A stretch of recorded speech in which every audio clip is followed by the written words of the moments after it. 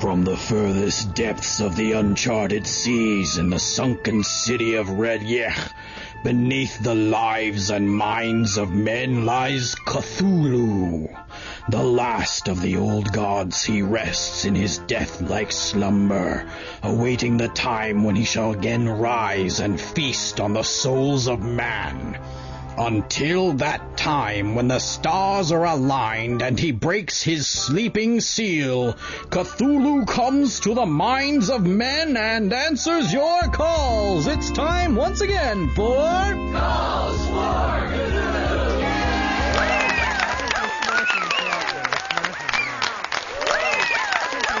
Hello, yes, thank you. Hello and welcome back to Calls for Cthulhu. I'm Cthulhu and we've got a great show for you tonight.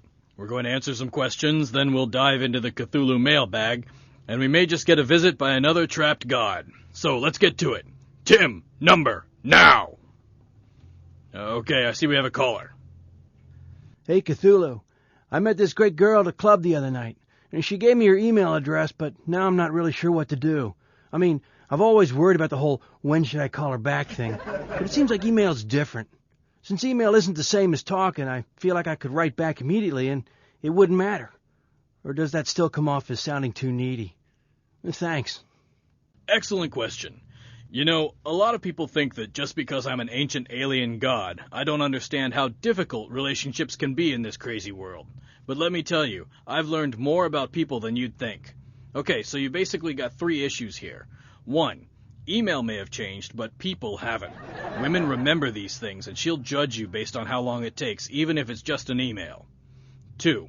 You need to take control of this situation. Worry less about when to write, and more about what you're going to write. And 3. I will swallow your soul! Even now as we speak, dark forces amass their power, gathering in dim corners for the moment when they shall once again spring forth and bring down all mankind. When the time has come for the old ones to retake their place as Earth's ruling caste, your pitiful petitions, protests, and prayers will glide like the wind through a pitchfork of torture and mayhem. Every fleeting moment spent before the hellacious rise of my people is another moment lost to the joys that would otherwise sustain your fevered mind. Violence, pain, and crazed madness is all you will receive.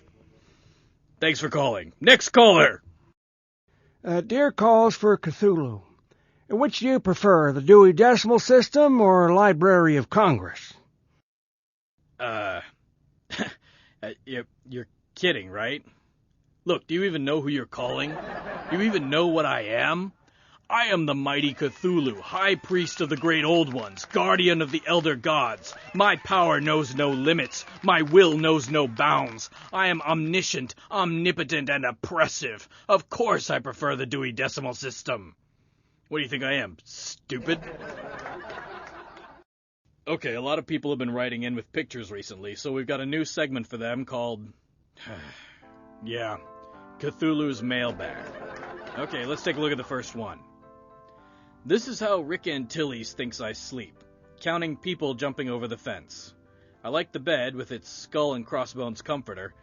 Truth is, I actually sleep on a pile of skulls. It's not very comfortable, but it's really great for my back. Okay, for the next one. Sean Peacock sends us... Wait, how'd that get in there? She said nobody would ever see that picture. How did you get that? Take it off! Take it off! Yeah, well, there's not a lot to say there. Except that when they say what happens in Vegas stays in Vegas, it's all crap. Okay, before I show you this next picture, I have to let you know. I have looked into the souls of the damned clawing their way through hell. I have known the hearts of men who smile as they throw the switch. I have seen through the eyes of the villain, the serial killer, and the sin eater. But until this day, I had never seen anything like this. It was sent to us by Jane Vincent, and she calls it the Sexy Cthulhu outfit. Cthulhu in hot pants. Man, that's creepy. One thing I will give her, though. Cthulhu is totally metal. If you want to find out more about her band, check the Calls for Cthulhu blog. Okay, now I've got a very special guest in the studio today.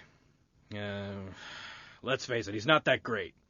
We wanted Jehovah, he was scheduled, he's got a new book coming out, and his agent was all over it. But he had to back out at the last minute, probably had to appear as a stain on some third world wall or something. But I'm sure you'll all love our replacement. Let's have a big round of applause for the alien ruler of the Galactic Confederacy and all-around great guy, Xena. Hey, Cthulhu. It's really great to be on your show. I'm a huge fan. Yeah. Well, great to have you here, and... Hey, can I give a shout-out to all my fans out there? Sure. Yeah, I guess. Tom Cruise, you suck! Whoa, watch it there. I don't want... You too, Travolta. You haven't done anything good since Vinnie Barbarino. Hey, back off, man. My show. Okay, I'm sorry. It's okay. Just chill. I just hate them so much. Look, buddy, just chill. They're all fodder for my engorged feast anyway. Maybe it'll make you feel better to know that I'll swallow their souls. Satan's. What'ns? Satan's. Not their souls, they're Satan energy. Hey, you say potato, I say the wailing of the innocents. It's all the same feast. That's very zen of you. So, what are you up to these days? Well, as you know, I was imprisoned in a mountain by a force field powered by an eternal battery. No. No, I hadn't heard that. Oh, yeah. It sucks. I had only one magazine, and I've already done the crossword puzzle twice. Yeah, that must be a bummer. It, seems like a real coincidence, though. What do you mean? Well, you've got godlike powers, you're trapped under the earth for an eternity that, remind you of somebody. I don't know what you mean. Oh, I think you do.